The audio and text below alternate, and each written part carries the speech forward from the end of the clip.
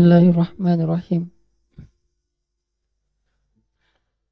Assalamualaikum warahmatullahi wabarakatuh.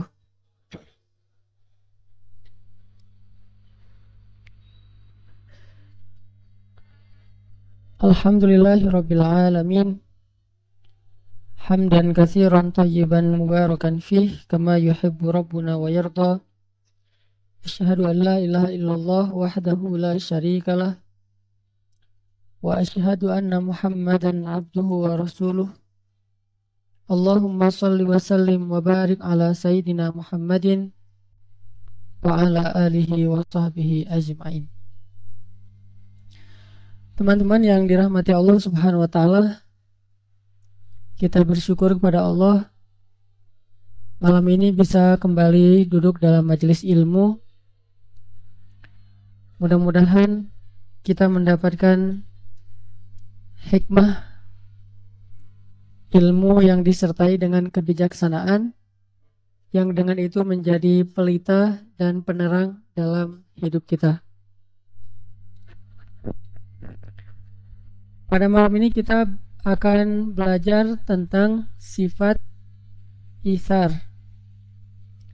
Itsar itu tidak ada terjemahan dalam bahasa Indonesia kecuali kita mendefinisikannya. Tapi kalau istilah itsar di Indonesia kan saya tidak tahu apa arti itsar dalam bahasa Indonesia. Tapi kalau kita definisikan, itsar itu artinya mendahulukan orang lain atas diri kita walaupun kita juga membutuhkan sesuatu, atau memberikan kepada seseorang sesuatu yang kita butuhkan. Itu namanya itsar. Kalau dibilang berkorban, dalam bahasa Arab kalau berkorban itu tadhiyah, itu berkorban. Itsar dan berkorban ini hampir sama, cuman bahasa Arab punya banyak sekali istilah sehingga tidak bisa diterjemahkan secara spesifik ke dalam bahasa Indonesia. Tapi kurang lebih artinya seperti orang berkorban dengan cara memberikan sesuatu yang dia butuhkan kepada orang lain. Nah, sebelum kita membahas tentang bab itsar dan praktek-prakteknya dalam kehidupan kita, baik nanti itsar kepada orang tua, kemudian itsar kepada pasangan, itsar kepada anak, itsar kepada teman, itsar kepada ulama, dan yang paling penting adalah itsar kepada agama Allah Subhanahu wa taala. Karena ini salah satu hal yang mungkin kurang diperhatikan oleh kita, bagaimana cara kita mendahulukan agama Allah daripada urusan kita pribadi. Gimana caranya kita belajar berkorban dengan kepentingan-kepentingan kita demi untuk memperjuangkan atau memberikan lebih kepada agama Allah Subhanahu wa taala. Dan nanti kita bahas tentang contoh-contoh itsar itu dalam kehidupan kita. Tapi sebelumnya yuk kita tilawah Al-Qur'an dulu. Di antara ayat-ayat itsar di dalam Al-Qur'an ada surat Al-Hasyr, surat 59 ayat 9. Coba kita buka.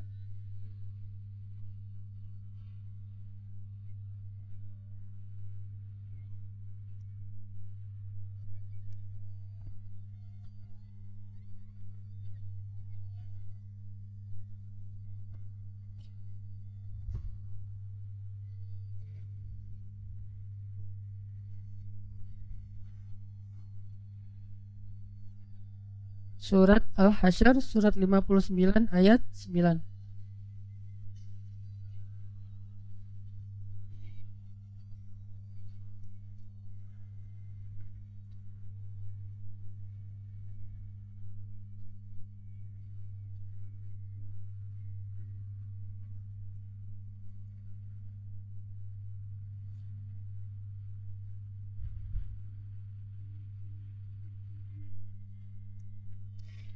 A'udzu billahi minasy syaithanir rajim.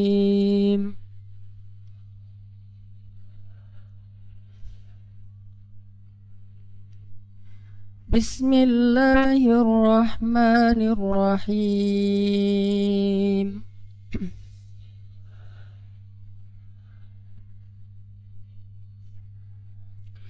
والذين تبوأوا الدار والإيمان من قبلهم يحبون من هاجر إليهم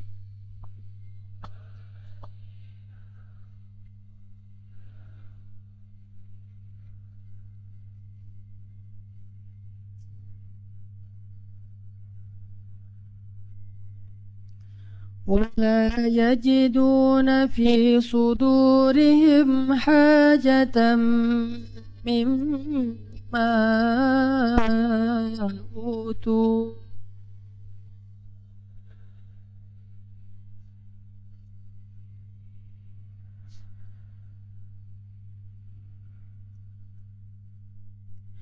ويؤثرون على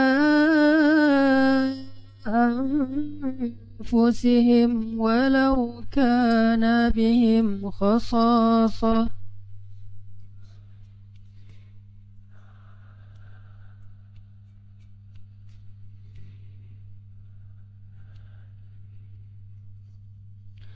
ومن يوق شح نفسه فأولئك هم المفلحون.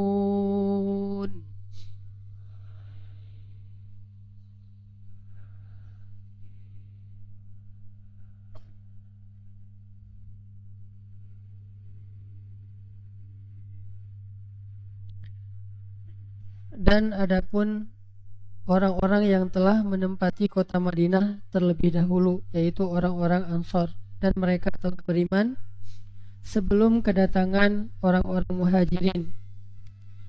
Orang-orang Ansor itu mencintai orang-orang Muhajirin yang berhijrah kepada mereka, dan bahkan mereka tiada menaruh sedikit pun rasa iri dalam hati mereka terhadap apa-apa yang diberikan kepada orang-orang Muhajirin.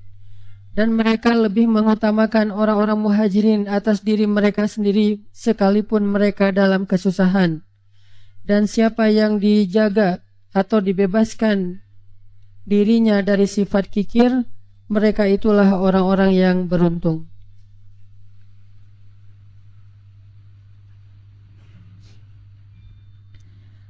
Teman-teman yang dirahmati Allah Subhanahu wa taala,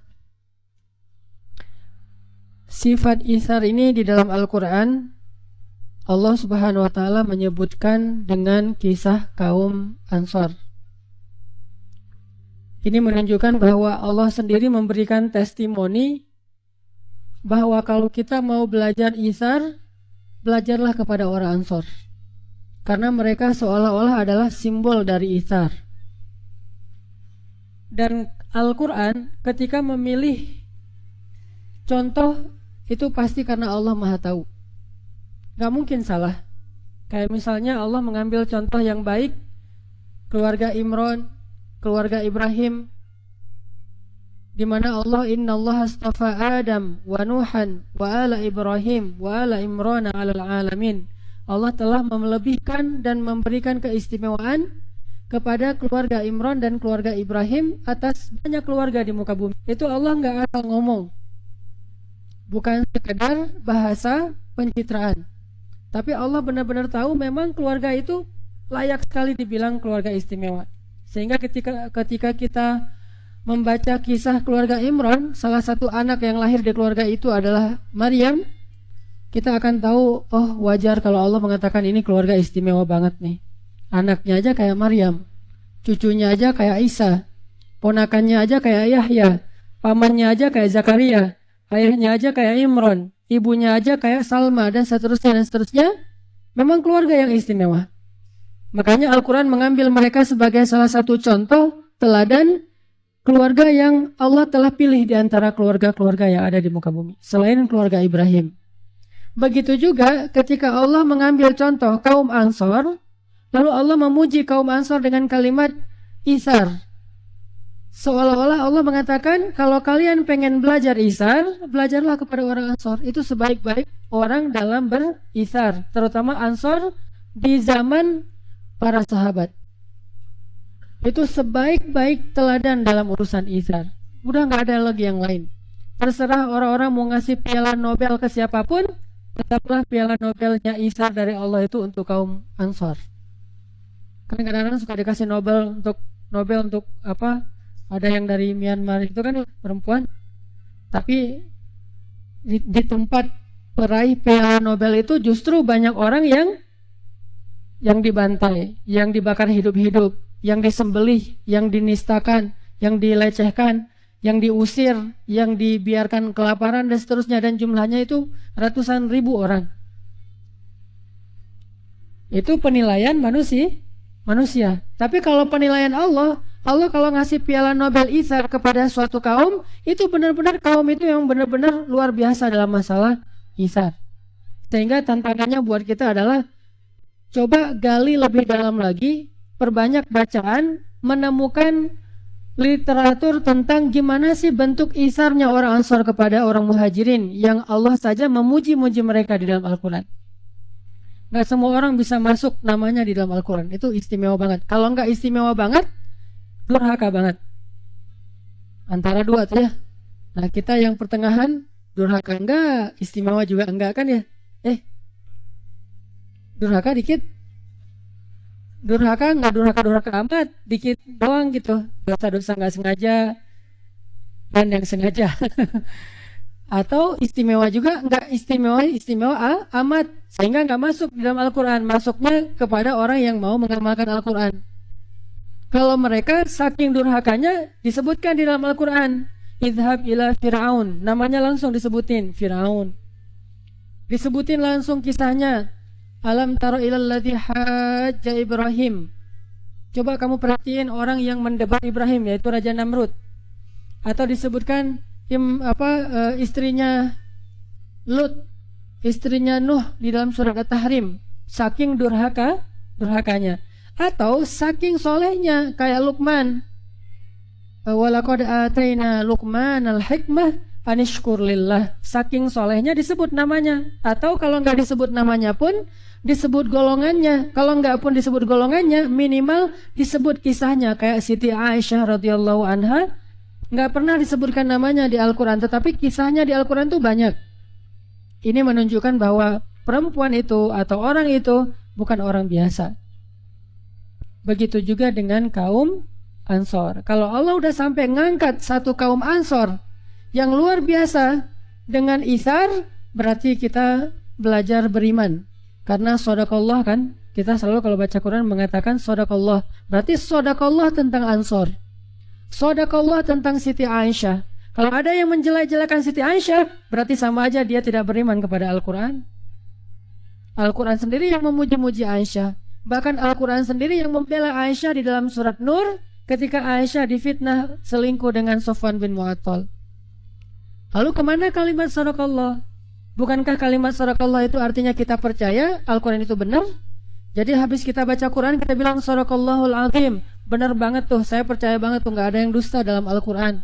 Begitu juga ketika Al-Quran mengatakan wa yu'thiruna ala anfusihim walau kana bihim khasasah. Orang Ansor itu orang yang sangat ithar.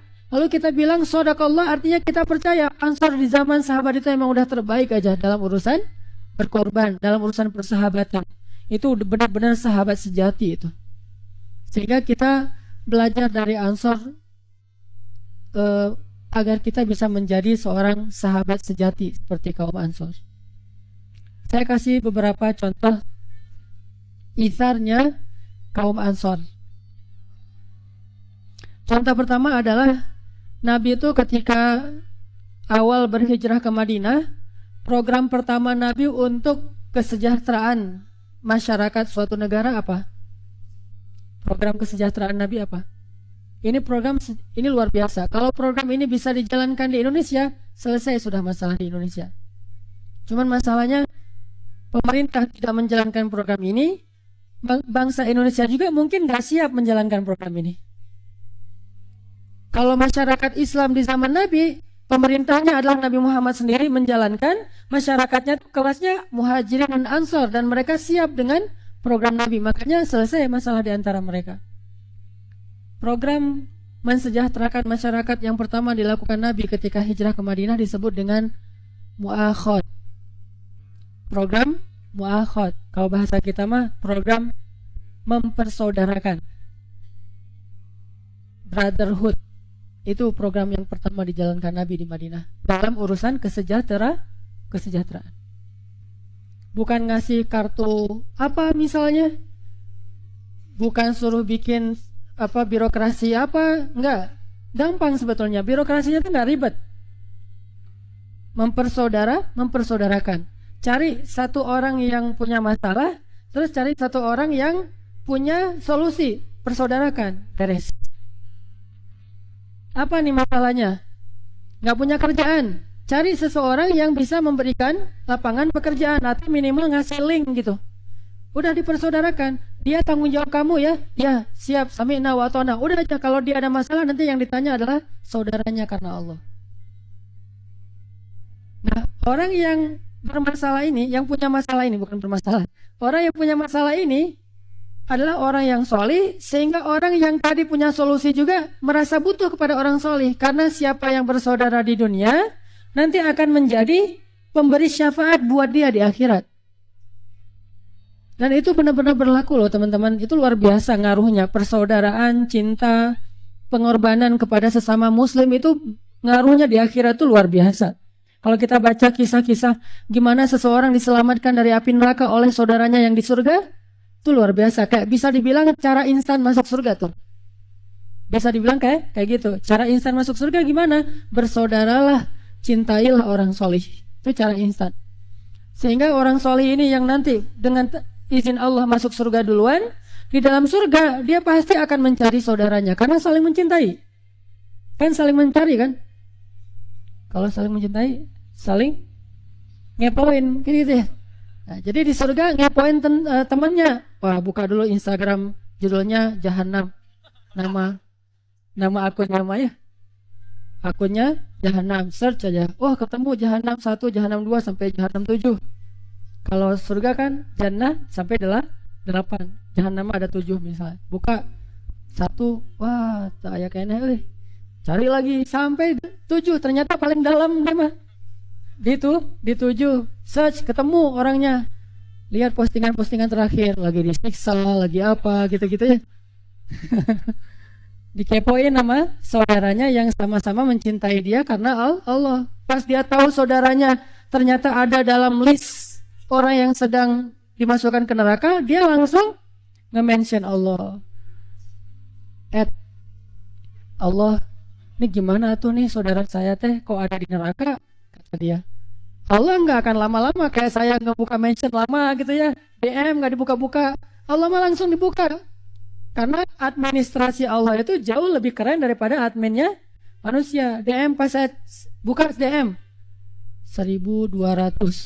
DM 1.200, berapa hari ini selesainya? Baca sehari 100, sehari 100. Nah pas dibaca dibalas kan, ada yang dibalas, ada yang cuma dikasih like doang. Pas dibalas tujuannya biar mengurangi DM, dibalas nih, ke bawah numpuk lagi nih, akhirnya penuh lagi misalnya. Kalau Allah mah nggak kayak gitu. Begitu dimention sama hambanya yang di surga, Allah tanya, ada apa wahai hambaku? Allah langsung call dia. Nah cuma mention ntar kapan yang dibuka. Kalau lowbat gimana? Kalau lagi lost sinyal atau lagi habis kuota, Allah langsung telepon dia. Allah langsung ngomong sama dia, labbaika ya abdi, aku penuhi panggilanmu wahai hambaku. Ada apa? Gimana kabarmu di dalam surga? Apakah kamu bahagia? Ya Rabbi, tidak sempurna kebahagiaan saya di surga sebelum saya bisa melihat saudara saya yang saya cintai karena Allah. Siapa dia? Itu yang kemarin saya mention ya Allah. Oh, si Eta. Dia di dalam neraka jahanam. Nah itulah masalahnya ya Allah. Saya nggak akan bahagia di surga sebelum dia keluar dari api neraka. Sesungguhnya saya mencintai dia karena Engkau di dunia ya Allah. Selamatkanlah dia.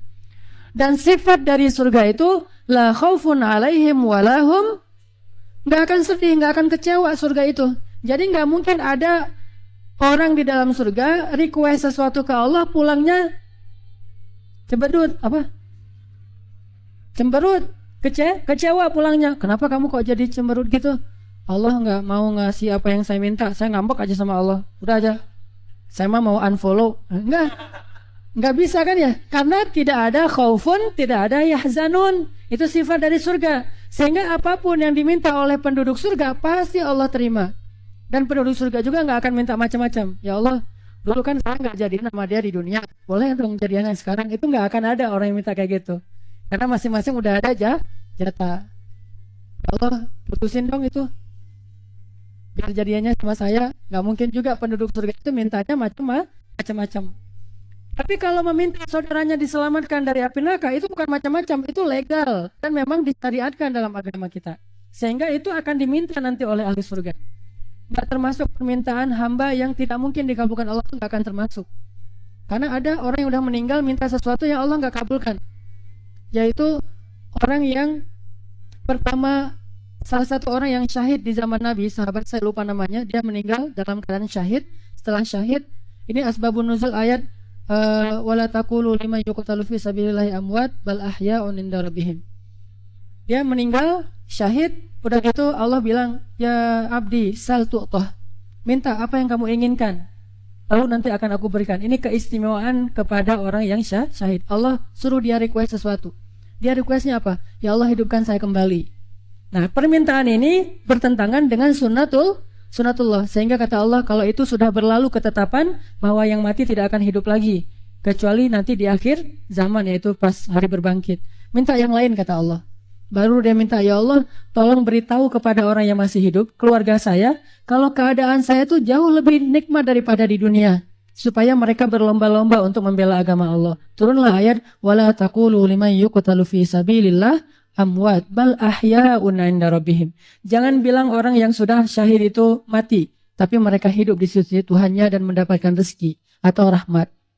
Termasuk nanti di surat Yasin, permintaan Habib An-Najjar yang meninggal gara-gara bela Nabi untuk balik lagi ke dunia, ternyata nggak boleh. Akhirnya yang balik itu SMS dari dia yang direkam di Al-Quran. Katakan kepada keluarganya bahwa dia mendapatkan nikmat dari Allah.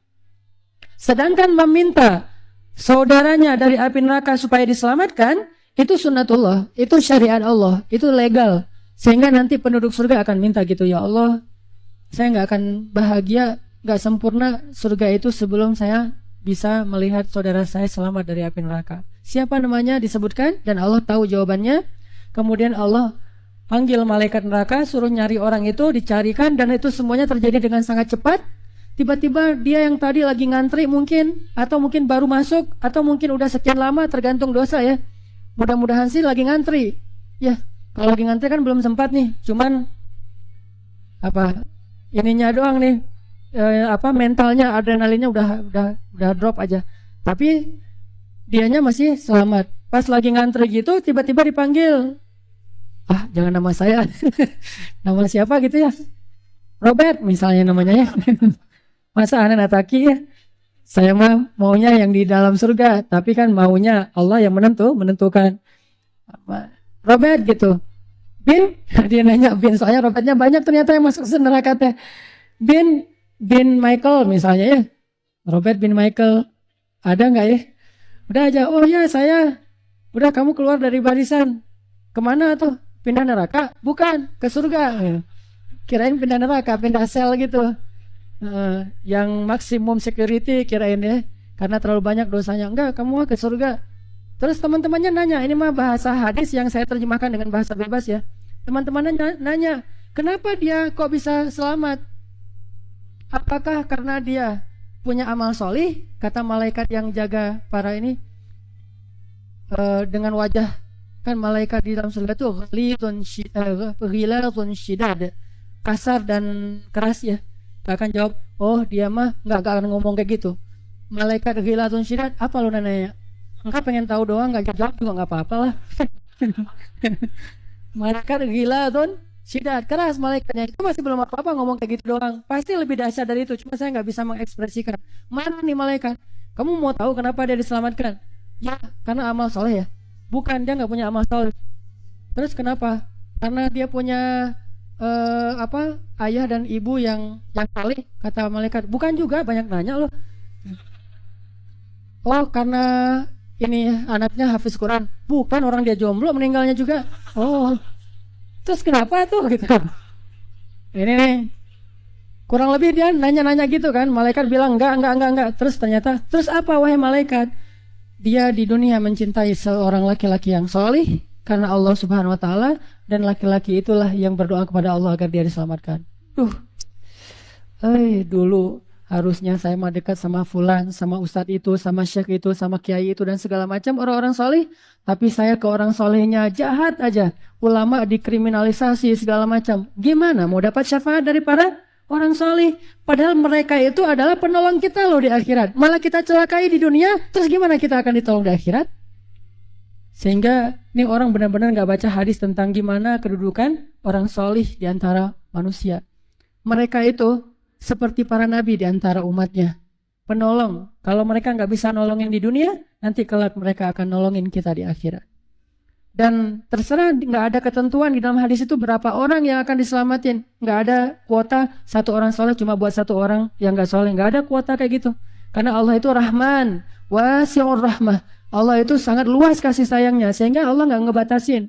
Terus dia minta lagi, ya Allah masih ada satu lagi. Kuota kamu udah habis. Nggak ada itu. Di akhirat, siapa lagi wahai hambaku? Fulan, boleh saya kasih list ya Allah? Mana pas dibaca listnya 100 orang gitu ya. Semua Allah selamatkan kalau benar-benar 100 orang ini mencintai orang soleh dan orang soleh pun mencintai dia. Syaratnya saling mencintai, bukan cinta sebelah bertepuk sebelah tangan. Gini doang.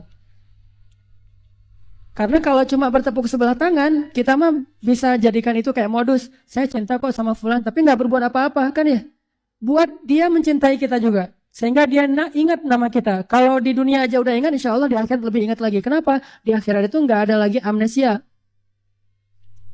Saya ada, cuman lupa Allah namanya. Nggak ada itu mah di akhirat. Ada sih orangnya, bisa saya pakai sketsa dulu nggak Allah wajahnya kayak gimana gitu. Nggak ada di akhirat amnesia, orang yang lupa, ingatan segala macam. Di akhirat itu semua orang tuh pengingat, bukan pelupa. Dosa atau kebaikan sekecil zarah juga teringat, apalagi ini orang gitu. Kalau di dunia mungkin dia lupa sama kita. Iya kenal, cuman lupa maaf namanya. Siapa namanya? Disebutin lagi besok ketemu siapa namanya. Terus aja kayak gitu. Itu mah dunia. Tapi kalau di dunia dia udah ingat nama kita, dia udah dekat sama kita, berarti insya Allah ini orang pasti ingat kita nanti di akhirat. Gak mungkin dia menikmati surga sendiri lama setelah 3.000 tahun. Oh iya ya, saya udah lama loh gak ketemu sama fulan. Gak mungkin 3.000 tahun baru ingat. Dia akan ingat kita sejak dia masuk surga. Langsung nyebut nama kita. Selain tentunya syafaat yang terbesar ketika di padang mahsyar itu syafaat Nabi Muhammad SAW. Artinya para sahabat Ansor tahu nih kedudukan muhajirin. Karena kan muhajirin itu lebih utama daripada Ansor di mata Allah. Secara golongan ya. Tapi kalau secara individu kadang ada orang Ansor yang lebih hebat dari muhajirin. Tapi kalau secara golongan rata-ratanya mah orang muhajirin lebih utama daripada orang Ansor, dan mereka lebih mulia daripada orang Ansor kedudukannya. Makanya di Al-Quran selalu yang disebut muhajirin dulu, nggak ada Ansor wal muhajirin, itu nggak ada, yang ada muhajirin wal Ansor. Ini artinya Allah mengutamakan muhajirin atas Ansor. Orang Ansor tahu itu, sehingga mereka mau isar, berkorban, mendahulukan muhajirin karena mereka juga ngerasa butuh kepada muhajirin. Kalau mereka sekarang nolong muhajirin di dunia, habis-habisan supaya dicintai, nanti muhajirin ini akan nolong mereka di akhirat. Itulah motivasi itsar, dan itulah motivasi dari program Nabi yang disebut dengan brotherhood, mu'akhad, mempersaudarakan dua mukmin, dua orang yang beriman ini. Yang satu punya masalah, yang satu punya solusi. Apa masalah? Nggak punya kerjaan, ini cari jadi bersaudara. Nggak punya tempat tinggal, bersaudara. Apa masalah dia? Single, jomblo sendiri. Sama ya kita. Nah, nyari bareng-bareng, begitu ketemu isar. Udah ketemu nih, bagus lo, keren lo nih. Lo mau sama yang ini nih. Kalau lo nggak mau, gue udah siap nih soalnya. Ini berarti isar. Nggak nanya-nanya dulu, ceweknya mau nggak? Jangan-jangan ceweknya nggak mau dua-duanya ya. Ya, balik lagi ke bab isar. Nah, salah satu contohnya isar yang dialamin oleh Abdurrahman bin Auf. Cuma berat nih, gak usah yang ini deh, yang lain aja. Saya gak sanggup ngamalin kalau yang ini. Penasaran gak? Gak usah ya? Tapi jangan nuntut-nuntut saya ya. Saya emang gak mau isar kayak gini nih. Ini mah saya belum kuat istilahnya kayak gini. Ini cuma contoh doang nih. Abdurrahman bin Auf hijrah ke Madinah, dipersaudarakan dengan salah satu pedagang sukses Madinah. Saya lupa juga namanya, coba cek lagi deh. Udah lama banget saya baca itu. Udah gitu laki-laki ini bilang, ya Abdurrahman, kamu butuh apa? Rumah, saya kasih satu rumah saya buat kamu. Jadi saya punya 2 rumah, satu buat kamu, satu buat saya. Kamu butuh modal kerja, ambil tuh pasar, setengahnya buat kamu. Semua aset-aset ambil buat kamu, setengah loh, bukan sebagian kecil. Apalagi kamu jomblo sendiri, butuh istri. Saya punya 2 orang istri. Kamu pilih salah satunya. Dan saya tuh nggak mau banget yang kayak gitu-gituan. Maaf ya. Terlalu cinta hadirin. Mereka juga terlalu cinta. Cuman cinta karena Allahnya lebih besar. Nih kelemahan saya. Makanya tadi pengennya sih nggak usah ceritain ini. Tapi ini ilustrasi nih. Gimana orang Ansor itu berisar habis-habisan. Bayangin dong, saya tuh nggak bisa ngebayangin dengan perasaan. Kalau ngebayangin dengan logika bisa. Dengan perasaan, dia punya 2 orang istri, dua-duanya dia cintai. Kita disuruh pilih, bukan ngambil. Yang ini aja boleh nggak? Kalau yang ini jangan deh. Enggak, suruh pilih. Terserah kamu mau ngambil yang tertarik dengan yang mana nanti. Kalau kamu tertarik, saya tanya ke istri saya. Dan di sini bukan berarti menjual istri atau enggak, mempermainkan istri enggak. Istrinya sendiri ridho, karena sahabat tahu betul nggak boleh melakukan sesuatu tanpa keridhaan dari keluarga. Cuman kan kamu istrinya bilang, Kang, saya tuh tawarin ke orang itu. Kan nggak mungkin cewek ngomong gitu kan ya. Suaminya dulu, ini pakai imajinasi ya, baca sejarah ya. Suaminya dulu bilang, Neng, gimana? Ini bukan Akang kurang cinta ya sama Neng. Neng mah cinta sejati Akang lah. First love, endless love, true love lah. Pokoknya love-lovean lah. Nah, cuman kan Allah nyuruh kita berkorban tuh Neng. Gimana kalau Neng tawarin ke itu? Saya mah terserah Akang, cinta saya nggak akan berkurang kok gara-gara itu sih. Saya mah sami'na wa ata'na. Baru nanti ditawarkan. Ternyata Abdurrahman juga tahu diri, bukan oh gitu, nggak apa-apa deh, yang mana CV-nya? Abdurrahman ini orang salih, nggak usah kayak gitu-gitu, tunjukin aja ke saya mana pasar. Cuman numpang nginap doang Abdurrahman. Tapi kalau pasar dia bisa ngerjain sendiri, dikasih modal dikit, pulang-pulangnya udah bawa 2 kali lipat. Lusa kan Abdurrahman memang Allah berikan keberkahan dalam rezekinya sehingga cepat. Gak akan juga Abdurrahman kayak gitu-gitu. Tapi minimal kita tahu gimana isarnya orang Ansor. Dan ini bukan main-main. Jadi wajar kalau Allah mengatakan orang Ansor itu yusirun.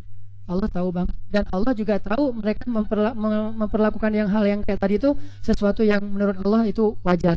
Kita mungkin gak menyaksikan sendiri sejarah, makanya jangan menjudge sejarah. Banyak orang baca sejarah gak pernah hadir, udah berlalu 1000 tahun, dia menjudge sejarah, menghakimi sejarah, malah gak ngelihat langsung adegannya. Kalau ngelihat langsung mungkin dia akan berubah, berpikir oh ya kalau gitu mah wajar. Kan kita gak tahu detail sejarah. Cukup beriman aja kalau Allah memuji berarti itu sesuatu yang baik.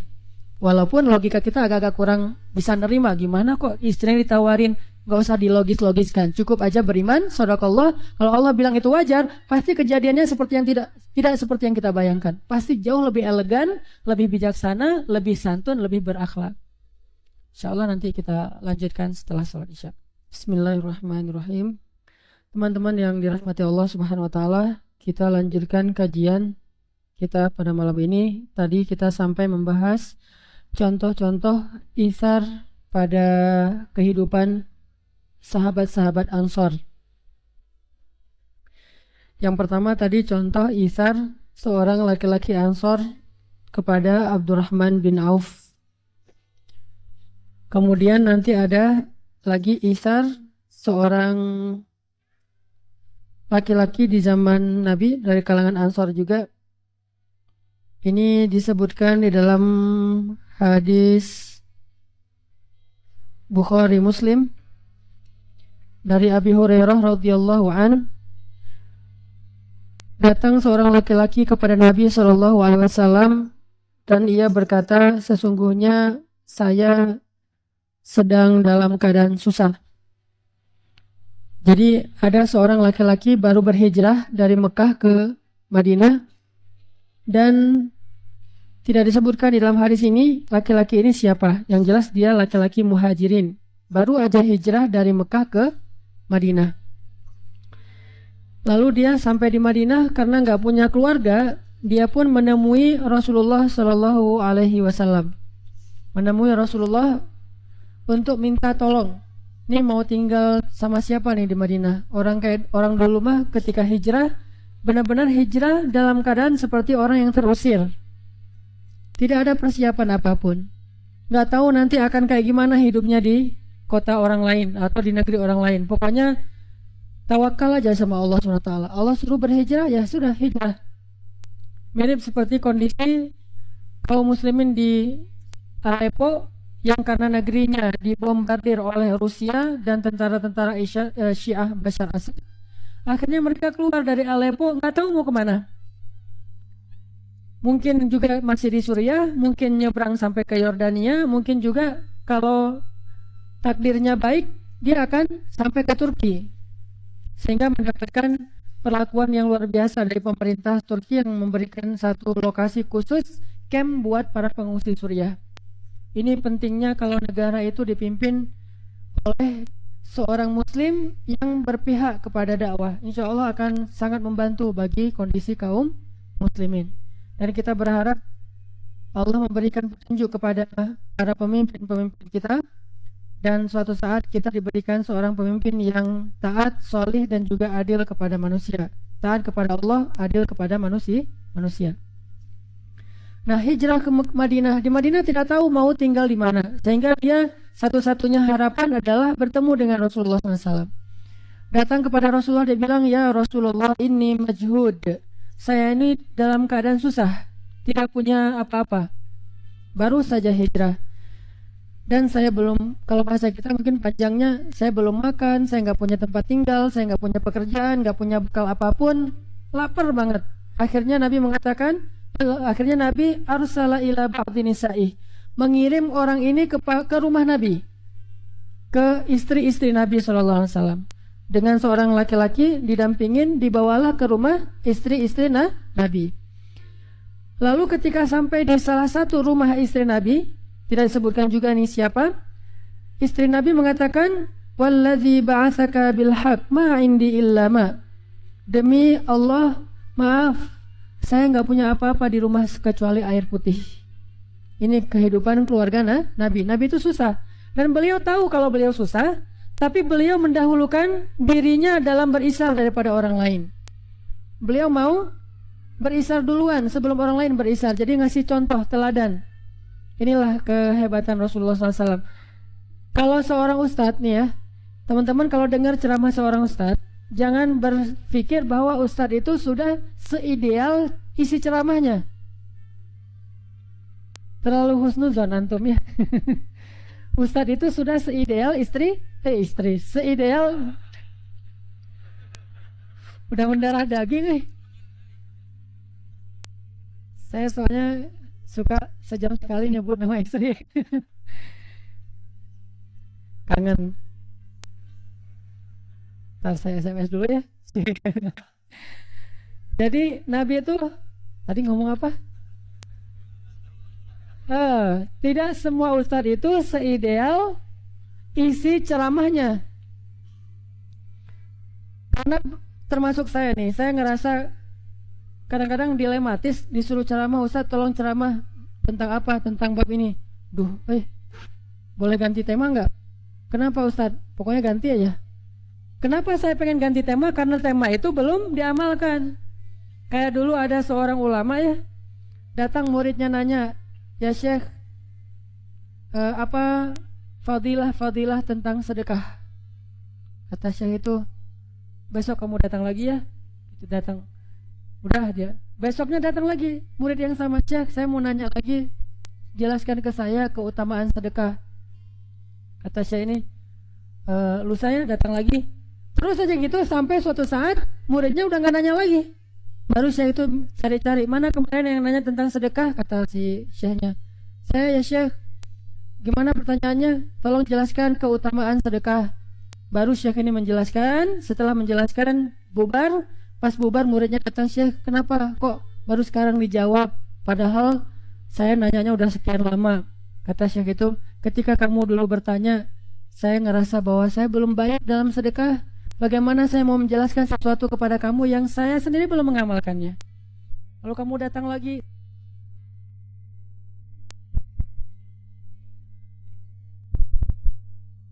Baru saya jelaskan kepada kamu. Ini ulama dulu luar biasa.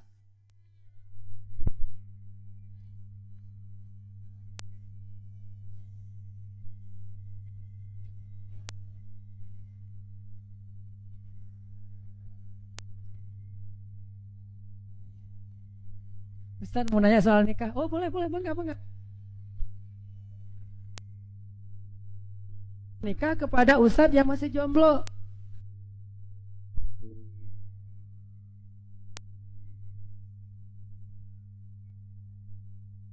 Ya, Imam Nawawi saking rajin belajar.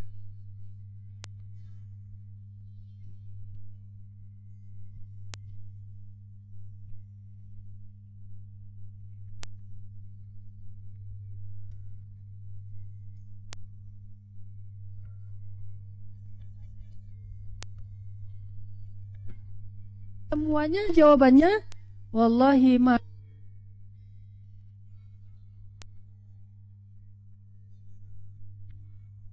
Air. Akhirnya balik lagi ke masjid. Ya Rasulullah nanya gimana? Kata dia alhamdulillah Rasulullah udah semua rumah Rasulullah saya datangin. Oh gimana hasilnya? Gak ada apa-apa ya Rasulullah kecuali air doang. Oh gitu ya. Oh saya juga nih berarti harus nyari di mana ya gitu. Nabi juga mama nggak makan. Nabi biasa tuh pulang ke rumah nggak makan itu biasa.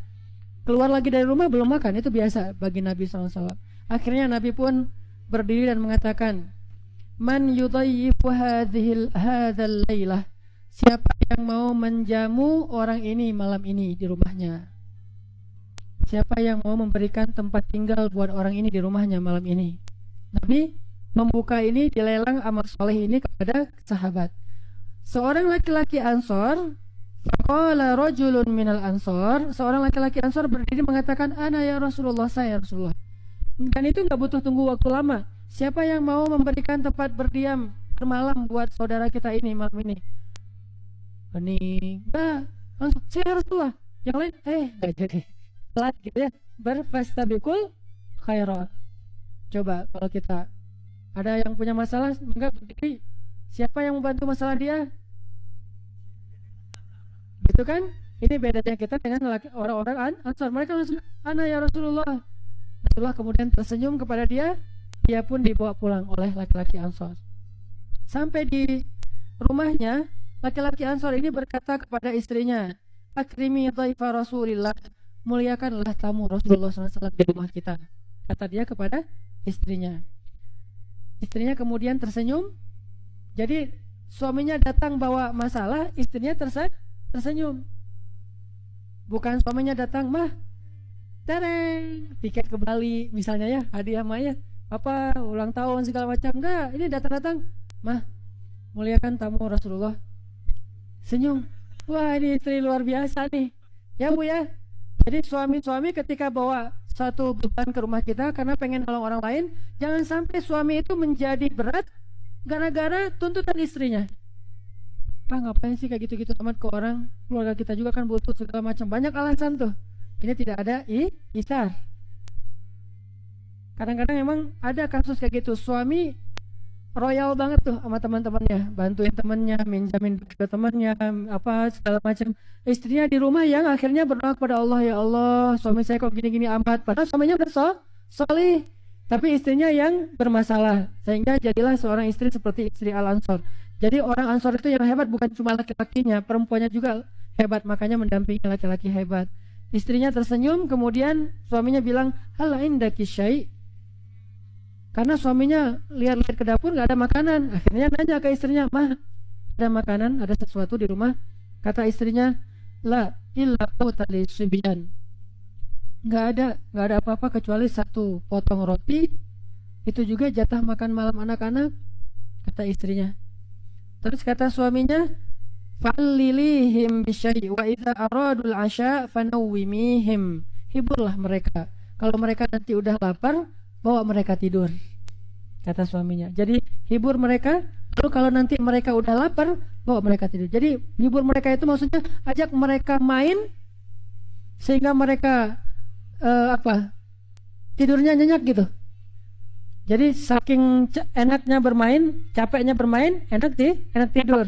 Nah kalau mereka nanti udah pengen waktu isya, bawa mereka tidur.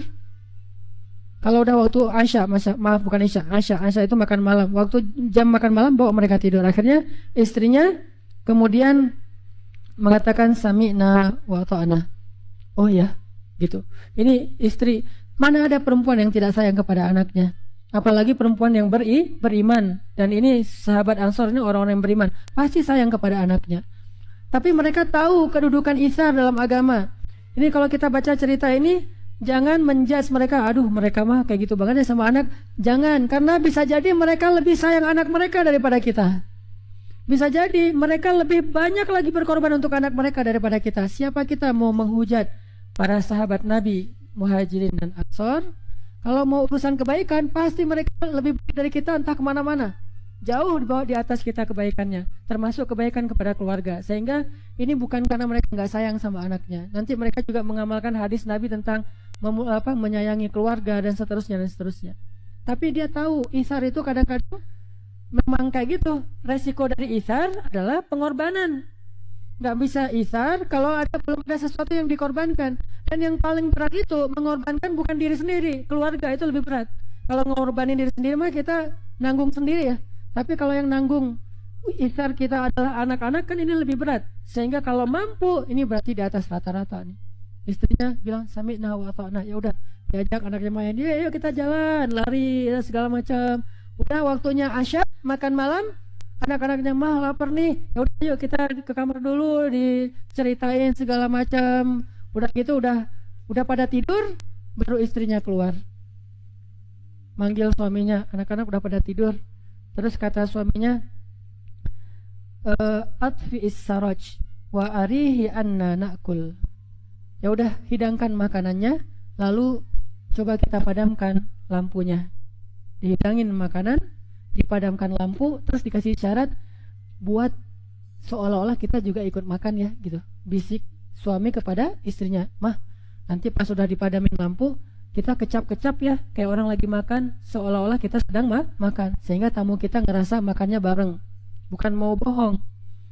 Jangan memfikihkan cerita, karena kalau kita memfikihkan cerita susah wah bohong atau Ustaz jadi gitu. Terus apa enggak, bukan mau bohong, Allahu a'lam. Yang jelas kayak gitu aja redaksinya. Udah dipadamkan lampu, kemudian mereka kecap-kecap gitu. Laki-laki Ansor kan lapar banget tuh, dari sejak Mekah belum makan. Bayangin orang lapar makan kan, wah makan satu potong roti. Udah selesai makan, dinyalain lagi lampunya. Gimana saudaraku? Alhamdulillah, masya Allah gitu ya. Di doang dia bilang alhamdulillah. Ini soleh dua-duanya nih, yang Muhajirin soleh, yang Ansor soleh. Nggak ada yang Muhajirin tahu gini, kenapa kamu angkat tangan atau tadi atau angkat tangan kan ya, padahal orang miskin. Bayangin kalau yang angkat tangan itu di rumahnya makanan berserak. Ini yang angkat tangan di rumahnya nggak punya apa-apa kecuali satu potong roti milik anak-anak. Angkat tangan kan, aduh dia pula yang angkat tangan, nggak ada yang lain yang angkat tangan teh. Ini sama-sama bersyukur, yang satu bersyukur, yang satu lagi bersabar. Udah aja. Setelah selesai kayak gitu, besoknya dia diberikan tempat tinggal. Kemudian besoknya ketemu dengan Nabi. Apa kata Nabi? Laqad ajaballahu min sani'ikuma bidhaifikuma lailah. Allah tuh takjub banget terhadap apa yang kamu lakukan berdua di rumah suami istri. Allah takjub, ajib. Bayangin, satu keluarga Ansor bisa bikin langit takjub. Bahasa takjub itu gimana? Seolah-olah Allah tuh geleng-geleng kepala. Masya Allah, hambaku nih luar biasa. Sampai kayak gitu Allah sama hambanya. Pernah nggak kita bikin Allah takjub? Masya Allah nih luar biasa hambaku nih, nggak pernah nyerah ya, nyari-nyari, lamar sana ditolak, wah aja. Ini luar biasa nih, karena pengen menikah, menyempurnakan setengah agama, melihat ke langit Allah ditolak, lagi Allah ditolak, apa saya mah, wah terus aja pantang menyerah, sampai Allah, waduh hebat nih hamba ini. Dalam urusan yang itu, coba dalam urusan yang lain, ibadah, sedekah, ihsan, berdakwah, segala macam urusan-urusan amal solih, apalagi kepada keluarga, sampai bikin Allah takjub. Bisa nggak kita nggak usah jauh-jauh deh ihsan kepada orang lain, mulai dari keluarga, ihsan kepada ibu kita sampai Allah takjub, ihsan kepada ayah kita sampai Allah takjub, ihsan kepada saudara kandung kita sampai Allah takjub, kalau perlu ihsan kepada pembantu kita sampai Allah takjub. Belajar dari situ, karena ihsan kepada pasangan itu pasti mudah, apalagi kalau lagi ta'aruf. Itu isar banget. Jalan hujan, payung ya.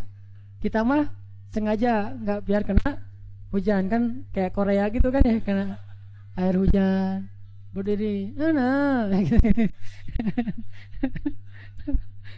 nggak apa-apa, saya kena hujan.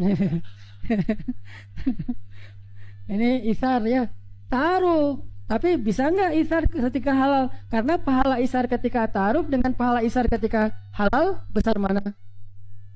Halal. Jadi kepada keluarga dulu, orang tua. Karena kalau kita kepada keluarga itu lebih mudah berisar. Orang lain pasti ada hitung-hitungannya. Wah, apa, bukan siapa-siapa saya, tapi kalau keluarga kan memang udah wajibnya kita berisar. Isar kepada ibu, isar kepada ayah itu udah wajib. Kita lagi pengen main, ibu minta dipijat-pijat dulu, udah pijatin ibu. Kita pengen nonton apa misalnya, ibu lagi nonton berdua nih sama ibu, saya ngomongnya ibu ya biar nggak ada fitnah. Jadi ibu nonton sinetronnya ganteng-ganteng apa misalnya. Terus kita nonton Persib lagi main, waduh ini mah final banget nih. Nah dua nih, kita pengen nonton Persib, ibu mah pengen nonton Persikahan.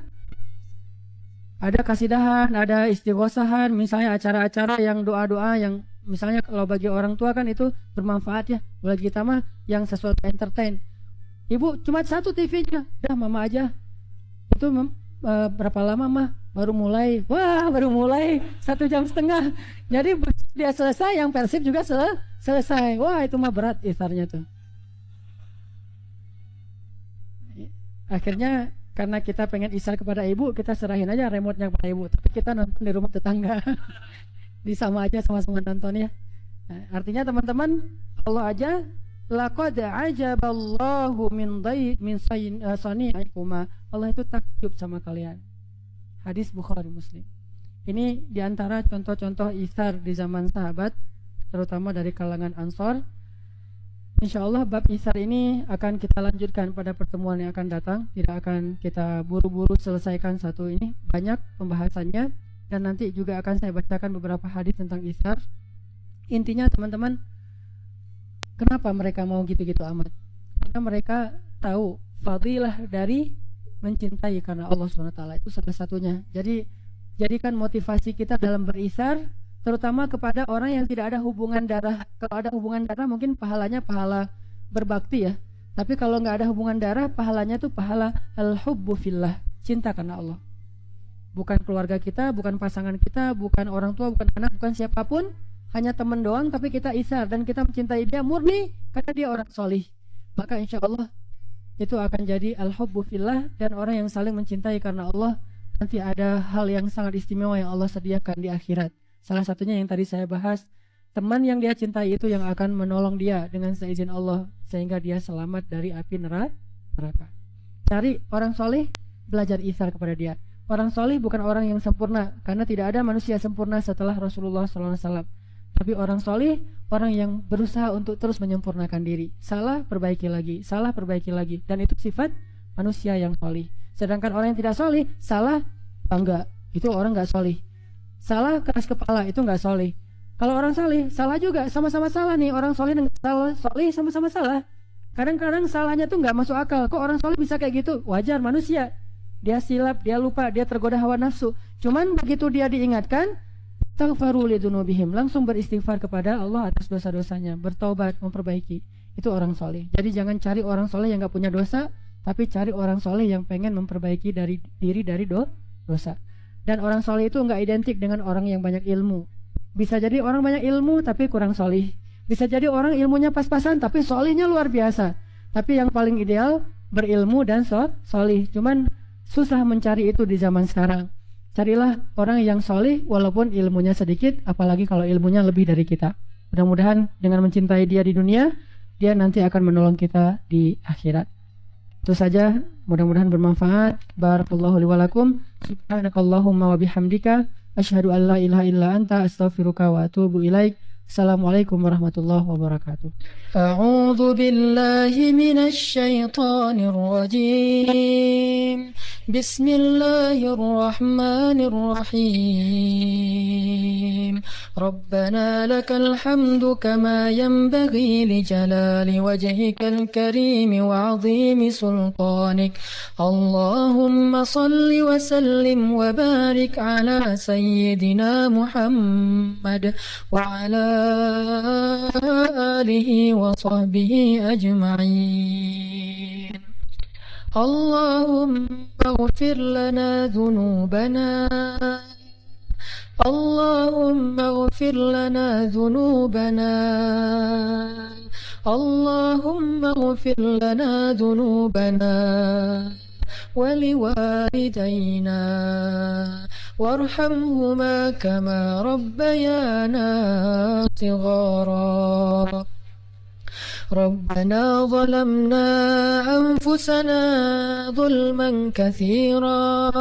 وإن لم تغفر لنا وترحمنا لنكونن من الخاسرين لنكونن من الخاسرين لنكونن من الخاسرين اغفر لنا يا غفار اغفر لنا يا غفور تب علينا يا تواب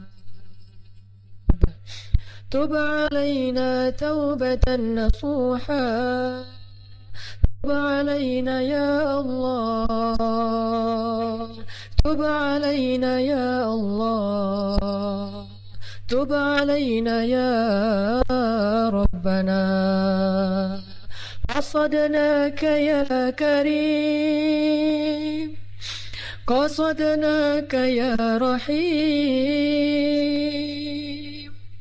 قصدناك يا أرحم الراحمين قصدنا يا إلهنا قصدناك يا ودود قصدناك يا رب السماوات والأرض قصدناك يا الله يا الله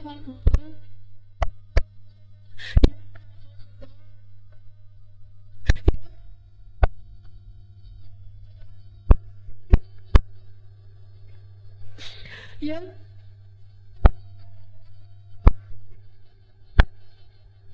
يا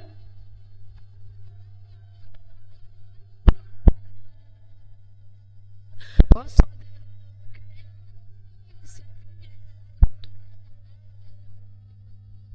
قصدناك قصدناك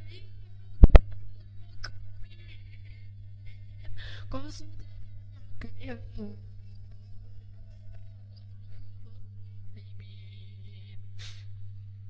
ربنا نسألك رضاك والجنة نسألك رضاك والجنة نسألك رضاك والجنة نسألك الفردوس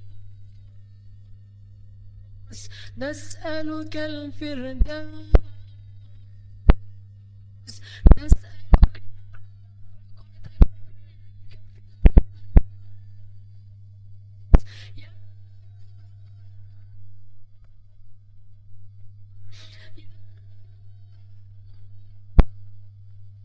نسألك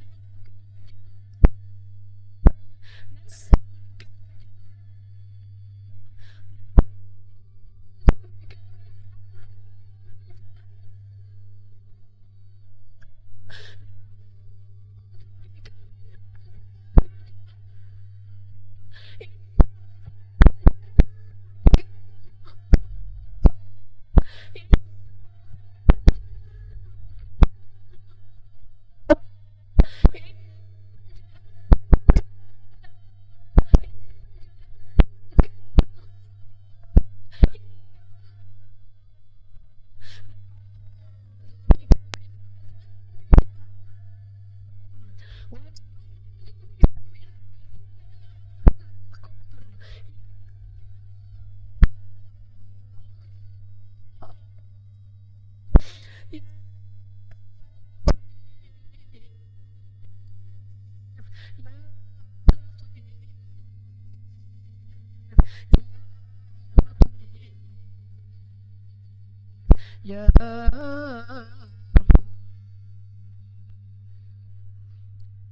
Ya Allah ya Arhamar Rahimin, ampunkanlah dosa-dosa kami ya Allah, dosa yang kami pernah lakukan sepanjang hidup kami ya Allah, yang bahkan kami sendiri tidak sanggup untuk menghitungnya ya Allah. Tetapi kami sadar dan tahu, kami sangat yakin bahwa Engkau maha mengingat setiap dosa itu ya Allah. Kami sangat yakin Engkau telah mencatat dosa-dosa itu dalam buku catatan amal buruk kami ya Allah, yang jika Engkau tidak menerima taubat dan mengampuni dosa kami, pastilah catatan itu akan dilemparkan ke wajah kami di padang mahsyar nanti ya Allah. Pastilah kitab itu akan dilemparkan di punggung kami ya Allah. Pastilah kami akan dibentak oleh malaikat-malaikat yang keras lagi kasar sambil melemparkan buku catatan itu kepada kami ya Allah. Siapa lagi yang bisa mengampuni dosa-dosa kami ya Allah selain Engkau?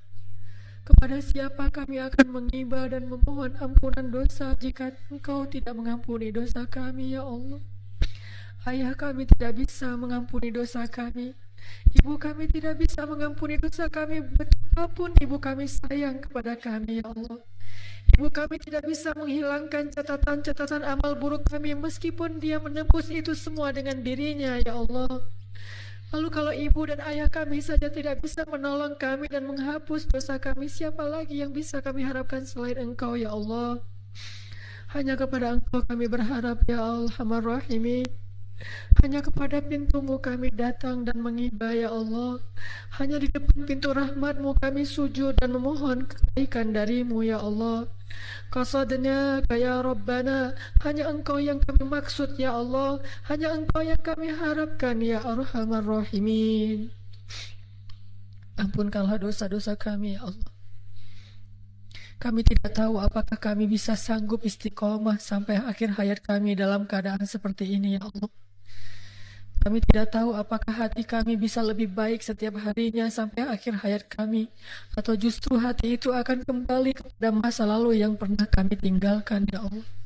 Kami tidak tahu apakah akhir hayat kami akan husnul khatimah atau su'ul khatimah. Kami tidak tahu takdir kami ya Allah. Kami tidak tahu apa yang tertulis di dalam kitab yang Engkau simpan di Lauhul Mahfuz tentang kami ya Allah. Kami tidak tahu apakah di dalam neraka catatan nama kami ditulis ataukah di dalam surga ya Allah.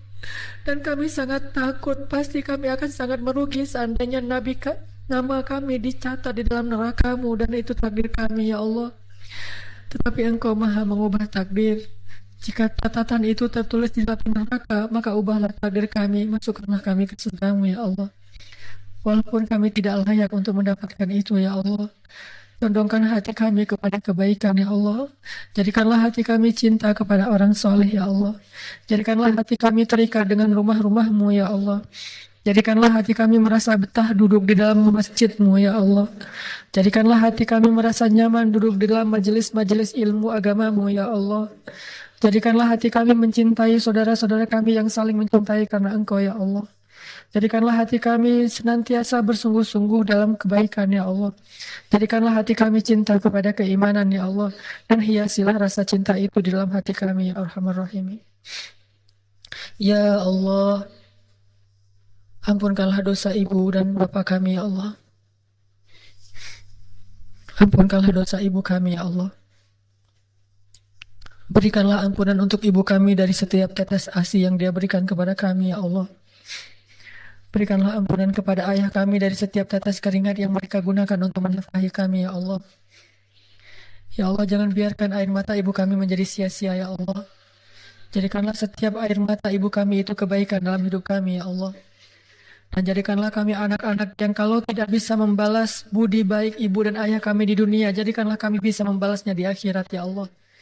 Jadikanlah kesolehan-kesolehan kami yang baru sederhana ini di dunia akan menolong ayah ibu kami nanti di akhirat ya Allah. Mungkin di antara kami di sini ada orang tuanya yang sudah wafat, mungkin ayahnya, mungkin ibunya, mungkin kedua-duanya ya Allah, yang sekarang tidak bisa lagi berbakti kepada orang tuanya. Maka jadikanlah sedikit amal soleh kami sekarang di dunia bisa menjadi bakti kami untuk menolong orang tua kami nanti di akhirat ya Allah. Ya Allah, kami rindu kepada orang tua kami yang sudah wafat. Ya Allah, kami rindu kepada orang tua kami yang sudah wafat. Kami ingin berkumpul lagi dengan mereka di dalam surga ya Allah. Ya Arhamar Rahimin, sayangilah istri kami ya Allah. Sayangilah suami kami ya Allah. Sayangilah anak-anak kami ya Allah.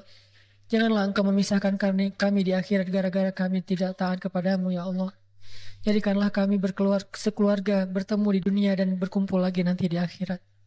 Ya Arhamar Rahimin, menangkan Islam di Indonesia dengan bangkitnya para pemuda ya Allah. Ya Allah ya Arhamar Rahimin, berikanlah hidayah-Mu kepada hati-hati para pemuda di Indonesia ya Allah. Ya Allah ya Arhamar Rahimin, bangkitkanlah semangat para pemuda untuk membela agama dengan dakwah dengan akhlaknya ya Allah. Ya Allah ya Arhamar Rahimin, bantulah para pemuda-pemuda di Indonesia dan khususnya di Bandung agar semuanya bersatu dalam barisan dakwah ya Allah. Jadikanlah mereka adalah cikal bakal bangkitnya pergerakan Islam dan peradaban Islam ya Allah. Jadikanlah mereka para pemuda Ashabul Kahfi. Jadikanlah mereka pemuda Hawariyin. Jadikanlah mereka pemuda-pemuda Muhajirin. Jadikanlah mereka pemuda-pemuda Ansar. Ya Allah, bangkitkanlah Islam dengan pemuda-pemuda yang ada di Masjid Istiqomah ini ya Allah. Ya Allah, jadikanlah kami salah satu di antara pembela agamamu ya Allah. Kami tahu betapa istimewanya menjadi pembela agamamu walaupun kami merasa tidak pantas untuk itu ya Allah. Ya Allah, beri kami kesempatan untuk bisa membela agamamu. Beri kami kesempatan untuk menjadi kesatria dalam Islam sebagaimana Engkau telah menjadikan Muhajirin dan Ansar sebagai kesatria dalam Islam. Ya Allah, bangkitkanlah di antara kami Muhammad Al-Fatih. Bangkitkanlah di antara kami Salahuddin yang baru. Bangkitkanlah di antara kami Umar bin Abdul Aziz. Bangkitkanlah di antara kami para rijal yang akan membawa agama ini kepada yang lebih baik. Ya Arhamar Rahimin, berikanlah kepada kami pasangan-pasangan yang menyejukkan hati kami, anak-anak yang bisa menjadi ketaatan bagi orang tuanya dan menyejukkan pandangan orang tuanya. Anugerahkanlah kepada kami sepotong saja dari surgamu di dunia, yaitu keluarga yang solihah. Berikanlah kami keluarga yang solihah yang menjadi kesenangan bagi kami di dunia, agar kami bisa beristirahat dari penatnya kehidupan kami. Ya Allah, jadikanlah rumah kami adalah surga. Jadikanlah istri kami adalah bidadari. Jadikanlah suami kami adalah seorang rijal, seorang kesatria, imam. Jadikanlah anak-anak kami adalah lu'lu' wal marjan. Rabbana atina fid dunya hasanah wa fil akhirati hasanah wa qina adzabannar. Subhanakallahumma wa bihamdika asyhadu an la ilaha illa anta astaghfiruka wa atubu ilaik. Assalamualaikum warahmatullahi wabarakatuh. Sejak Rasulullah wafat, berkali-kali Bilal minta izin kepada Abu Bakar untuk ikut jihad dan gak pulang lagi ke Madinah, pengen tinggal di tempat yang lain. Udah gak kuat lagi berada di Masjid Nabawi. Karena orang yang dia cintai telah wafat. Tapi gak diizinkan oleh Abu Bakar sampai akhirnya setelah sekian lama membujuk Abu Bakar bisa diizinkan, pergilah Bilal dan akhirnya Bilal tinggal di Syam. Kalau sekarang Suriah. Di sanalah Bilal menikah. Jadi selama ini dia asik dengan cintanya kepada Rasulullah sehingga nggak sempat mikirin pernikahan. Baru berangkat ke Syam, sampai di Syam Bilal menikah di sana. Menikah di sana, hidup di sana sampai setelah beberapa tahun berada di Syam, akhirnya bergantilah pemerintahan dari masa Abu Bakar ke masa Umar bin Khattab. Setelah beberapa tahun di Syam, pada suatu malam Bilal menangis. Malam-malam dia bangun nangis, gerung-gerung gitu kayak anak kecil. Istrinya nanya, "Ya Bilal, ada apa? Kamu mimpi buruk?" "Enggak, justru ini mimpi baik." "Mimpi apa?" "Aku mimpi ketemu dengan Rasulullah SAW." Dan Rasulullah bersabda, "Siapa yang melihat aku dalam mimpi, berarti dia melihat aku dalam kenyataan." Aku bertemu dengan Rasulullah di dalam mimpi dan Rasulullah berkata, "Ya Bilal, kami rindu kepadamu. Sudah lama engkau tidak mengunjungi kami ya Bilal." Setelah bangun dari mimpi itu, Bilal semakin rindu kepada Rasul, merasa bersalah udah lama gak menjenguk Rasulullah. Akhirnya Bilal pun memutuskan untuk, kalau bahasa kita mah umroh, memutuskan untuk ziarah ke makam Rasul. Berangkat Bilal dari Syam, umrah ziarah ke makam Rasul. Melihat Bilal masuk lagi ke kota Madinah, penduduk Madinah itu berasa seperti hidup lagi di zaman Rasul. Senang gitu, dan Umar sangat senang dengan kedatangan Bilal. Sehingga selesai Bilal sholat, selesai Bilal ibadah-ibadah sunnahnya, termasuk menjenguk atau berziarah ke makam Rasul dan Abu Bakar. Kemudian Umar berkata kepada Bilal, "Ya Bilal, sudah lama kami tidak mendengar suara azan darimu. Tolong kumandangkan sekali lagi azan seperti engkau mengumandangkannya di masa Rasul. Kami rindu ingin merasakan suasana di zaman Rasul."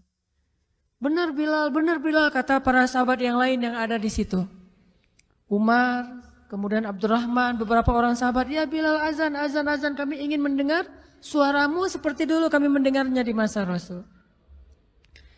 Kata Bilal, "Saya tidak akan kuat." Kata mereka, coba dulu kamu usahakan karena kami ingin sekali mendengarnya. Saya tidak akan kuat. Cobalah wahai Bilal demi kami supaya kami bisa semangat lagi dalam beramal soleh mengikuti perjuangan Rasulullah. Akhirnya karena udah dipaksa terus, Bilal pun mengumandangkan azan. Allahu Akbar, Allahu Akbar. Kota Madinah kaget mendengar suara Bilal.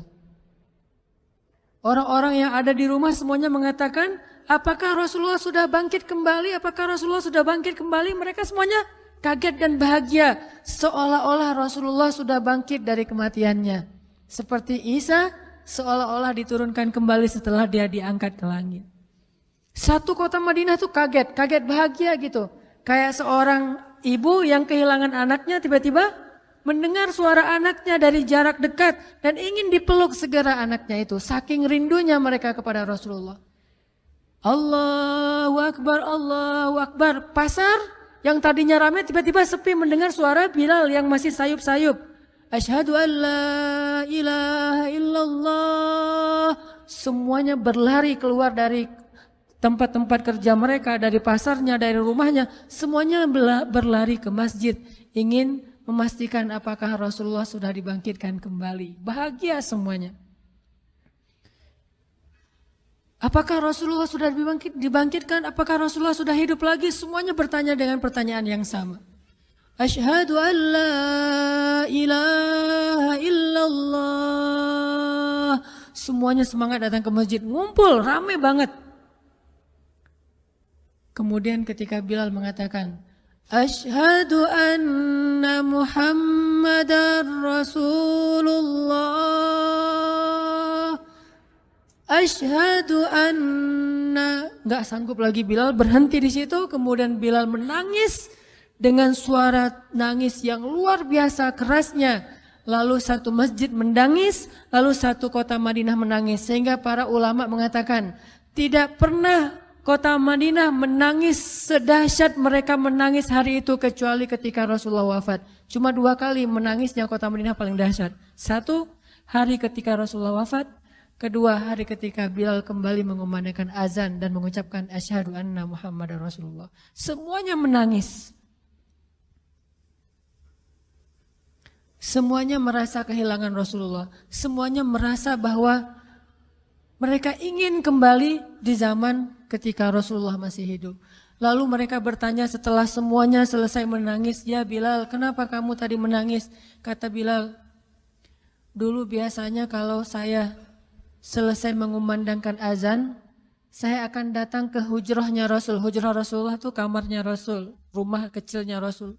Selesai azan saya akan datang ke rumahnya Rasulullah dan memanggil, "Ya Rasulullah, as-salah, as-salah."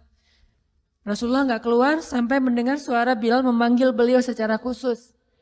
Udah selesai azan, Bilal manggil Rasul, "Ya Rasulullah, as-salah, as-salah." Baru Rasulullah keluar dengan wajah berseri-seri. Sekarang bagaimana saya akan memanggil Rasulullah sedangkan Rasulullah sudah bersama kekasihnya yaitu Allah Subhanahu wa taala. Menangis lagi satu masjid, satu kota Madinah. Pokoknya hari itu adalah hari berkabung sekota Madinah. Hari menangisnya kota Madinah, saking rindunya mereka kepada Rasulullah. Bagaimana dengan kita ketika mendengar suara azan dan muazin mengucapkan nama Rasulullah SAW?